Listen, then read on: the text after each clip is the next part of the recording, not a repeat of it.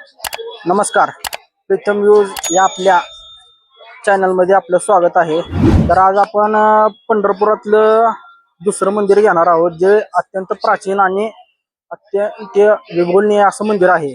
तर सध्या आपण पंढरपुराच्या चंद्रभागा नदीच्या 100 मीटर अंतरावर आहे आणि श्री विठ्ठल मंदिराच्या 200 मीटर अंतरावर आहे. तर ह्या मंदिराचं आणि दोन्ही स्थानांच्या अत्यंत सेंटर मध्ये हे मंदिर आहे. तर या मंदिराचं नाव आहे श्री सोमेश्वर मंदिर. श्री सोमेश्वर महादेव मंदिर असं म्हटलं जातं या मंदिराला, बघू शकता तुम्ही. आणि त्याच्या शेजारी हे द्वारकाधीश मंदिर किंवा शिंदे सरकार वाडा म्हटलं तर चालतं याला. शिंदे सरकार वाडा ही खूप जुना आहे. त्याच्या अगदी शेजारी नजदीकच हे सोमेश्वर मंदिर आहे. तर आज आपण या सोमेश्वर मंदिराची पूर्ण माहिती बघणार आहे. तर चला आज आपण आतने एक्सप्लोर करू ते मंदिर. तर अशा प्रकारे शिंदे सरकार वाडा आहे आणि हे समोर बघू शकता आपण आता मंदिराच्या दिशेने चाललेलो आहे. ह्या साईडला विठ्ठल मंदिर आहे, बघू शकता. तर आपण मंदिरात प्रवेश करतोय, बघू शकता. तर अशा प्रकारे मंदिरात प्रवेश झालेला आपला. बघा हा किती जुना स्ट्रक्चरचा हे मंदिर आहे, बघू शकता किती जुना आहे हे. तर अशा प्रकारे आपण मंदिरात पाऊल टाकताच सभा मंडपात पहिल्यांदा आपल्याला नंदी महाराजांचं दर्शन होतं. तर बघू शकता नंदी महाराज अशा प्रकारे भव्य आणि दिव्य असे नंदी महाराज आहेत. मला वाटतं पंढरपुरातले मी जेवढे नदीकाठचे जेवढे मंदिर बघितले त्यातले हे भव्य आणि दिव्य नंदी महाराज आहेत, बघू शकता. खूप मोठा आकार असलेले हे नंदी महाराज आहेत, बघू शकता तुम्ही. मला चारी बाजून दाखवतो. तर अशा प्रकारे हे मंदिर आहे. तर आपण नंदी महाराजांचं दर्शन घेऊन थेट आपण आता श्री महादेवांचे दर्शन घ्यायला, श्री शिवलिंगाचं दर्शन घ्यायला आपण गाभाऱ्याकडे जाणार आहे, बघू शकता. गाभाऱ्याकडे जातानाच आपल्याला श्री गणेशांचे दर्शन होते. तर बघू शकता अशा प्रकारे हे किती प्राचीन आहे. या प्रकारे तुम्ही बघू शकता की याचे सांगड बघू शकता किंवा घडण बघू शकता कशा प्रकारचे आहे. घडण आणि सांगड या स्ट्रक्चरवर हे हेमाडपंथी मंदिरं आहेत. बघा आपली जेवढी महाराष्ट्रात मंदिर आहेत, घडण आणि सांगड. आता सांगड आणि घडण याविषयी तुम्हाला जरा वेळाने माहिती देणारच आहे. पण ह्या मंदिराची खास वैशिष्ट्य तुम्हाला आता आपण गाभाऱ्यात जाणार आहोत. पुजारी नाही तिथे, नाहीतर पुजाऱ्यांकडून मी माहिती घेतली असते. पण सध्या पुजारी अवेलेबल नाही तिथे, बघू शकता तुम्ही. अशा प्रकारे आपण गाभाऱ्यात प्रवेश केलेला आहे. तर हे अशा प्रकारे श्री शंभू महादेव आहेत. आपण दर्शन घेऊया. तर दर्शन झालेलं आहे आपलं. अशा प्रकारचं हे मंदिर खूप आणि भव्य आणि दिव्य अशी पंढरपुरातली इथले म्हणजे स्थानिक सांगतात की ही जी पिंड आहे म्हणजे ही शिवलिंग जे आहे हे शिवलिंग अत्यंत भव्य आणि दिव्य असं मोठं अशा प्रकारचं हे शिवलिंग आहे. बघू शकता किती मोठं आहे, तुम्ही बघू शकता. पूर्ण गाभारा या शिवलिंगाने काय म्हणू शकतो आपण कॅप्चर केलेला आहे. एवढं मोठं हे शिवलिंग आहे. आणि इथले स्थानिक सांगतात की सगळ्यात मोठं शिवलिंग हे सोमेश्वर मंदिरात आहे म्हणजे हे. आणि ह्या मंदिराची माहिती बघू शकता. वर पण तुम्हाला दाखवतो, पहिल्यांदा गाभाऱ्यातली वैशिष्ट्य दाखवतो तुम्हाला. हे वर जे दिसतंय तुम्ही, वरचा जो काय म्हणू आपण त्याला, वरचं स्ट्रक्चर हे अत्यंत जुनं. ह्या एक काळा कलर मारलेला नाही किंवा काय प्रकारचा नाही, हे एकदम काळा पाषाण आहे. ह्याला कुठला कलर दिलेला नाही. मध्ये लक्ष बघू शकता तुम्ही कशा प्रकारची घडण आहे. म्हणजे तुम्ही ह्या बघा तुम्ही कशा प्रकारचे. आता आपण आत्ताच्या काळात जरी सांगितलं बाबा एखाद्या गवंड्याला किंवा एखाद्या सेंटरिंगवाला, तर असं लक्ष तुम्हाला कुठेही मिळणार नाही बघायला. हे म्हणजे त्या काळचं तुम्ही हे स्ट्रक्चर बघू शकता. म्हणजे त्या काळात काय कारागीर असतील किंवा काय कशा प्रकारचं हे काम असेल, म्हणजे आता घडवणं शक्य आहे का बघू शकता तुम्ही.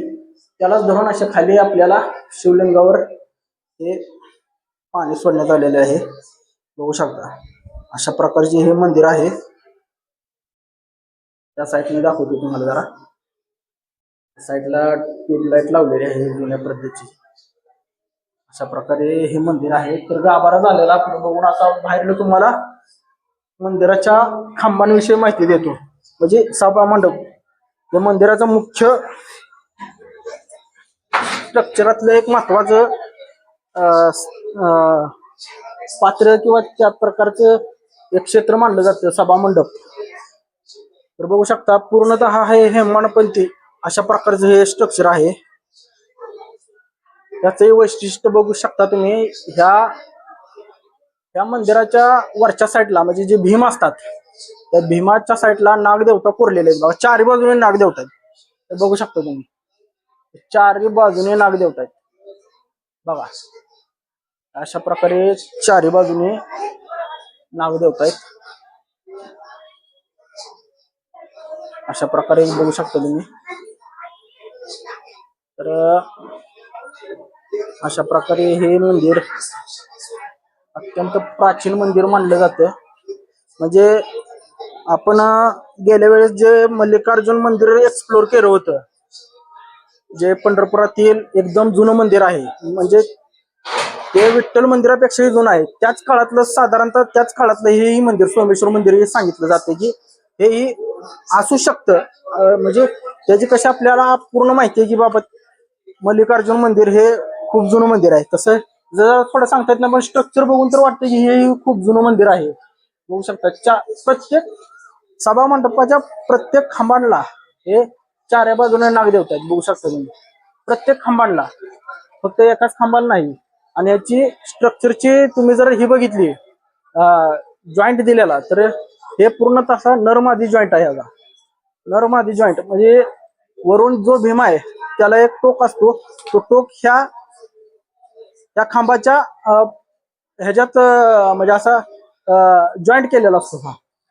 ह्या इथं ह्या साईडला बघू शकता तुम्ही अशा प्रकारच्या हो का. ह्या साईडला ते वरचा खांब नागदेवता दिसते, ते वरचा मेन भीम तो ह्या खांबाच्या ह्याच्यात जॉईंट केलेला. ह्याला कुठलाही चुना वगैरे कुठलं काय सिमेंट वगैरे त्या काळात नव्हतं. बघू शकता तुम्ही काय याचं स्ट्रक्चर आणि काय याचं माहिती असू शकते. तर इथं ज्यावेळेस पंढरपूरला वारकरी येतात, बाय जरा 2 मिनिटं घेतात.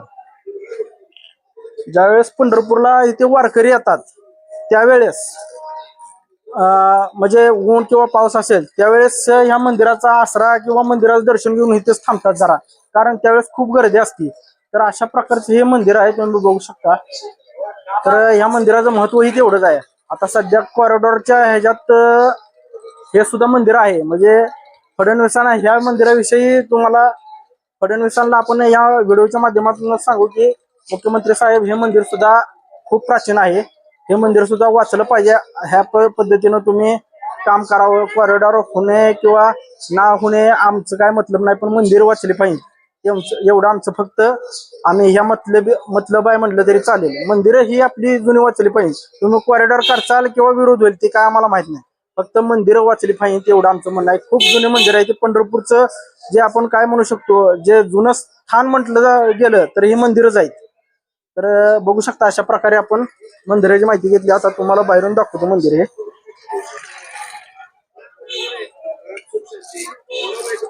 बाहेरून बघितलं जाय तरी तुम्हाला दाखवतो. आणि हे संध्याकाळी 6 वाजताचं विहंगम दृश्य. मंदिराचं शिखर बघू शकता तुम्ही. अशा प्रकारचं शिखर आहे. सध्या शिखराचं काम चालू आहे या मंदिराचा, बघू शकता. म्हणजे हे मंदिर पाडू नये किंवा त्या ह्याच्यात येऊ नये, कॉरिडॉरच्या ह्याच्यात वाचावं अशी एक आपली इच्छा आहे, आतून आपली इच्छा आहे.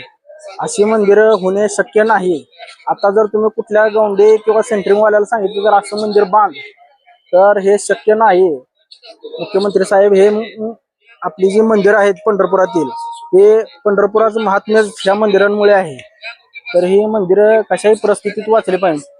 पुन्हा आपण हे मंदिर झाल्यावर द्वारकाधीश मंदिर सुद्धा घेणार आहे. हे मंदिर तुम्ही ह्या शेजारीच मंदिर आहे बघा, द्वारकाधीश मंदिर. ह्या व्हिडिओ नंतर आपण त्या मंदिराची पूर्ण माहिती घेणार आहे. ह्याला चिकून ह्या साईडला शिंदे सरकारी वाड्याच्या ही शिंदे सरकार वाडा द्वारकाधीश मंदिर आहे. इथं श्रीकृष्णाचं भव्य मंदिर आहे, खूप छान मंदिर आहे. परत ह्याचीही माहिती घेणार आहे, पण सध्या आपण या फक्त सोमेश्वर मंदिराची माहिती घेतलेली आहे. तर ठीक आहे. तर अशा प्रकारचं हे मंदिर आहे, बघू शकता.